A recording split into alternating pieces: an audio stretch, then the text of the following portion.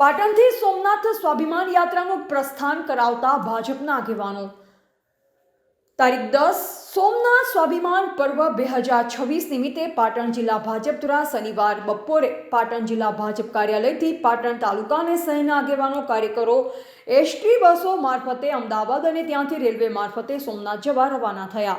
પાટણ જિલ્લા ભાજપ કાર્યાલયથી પાટણ તાલુકા અને શહેરના આગેવાનો કાર્યકરો સાથેની પ્રસ્થાન પામનાર એસટી બસોને જિલ્લા ભાજપ પ્રમુખ રમેશભાઈ સિંઘવ, એપીએમસી ચેરમેન સ્નેહલભાઈ પટેલ સહિત ભાજપના આગેવાનોએ ભાજપના ધ્વજ લહેરાવી વંદે માતરમ, ભારત માતા કી જય, હર હર મહાદેવના નારા સાથે પ્રસ્થાન કરાવ્યું।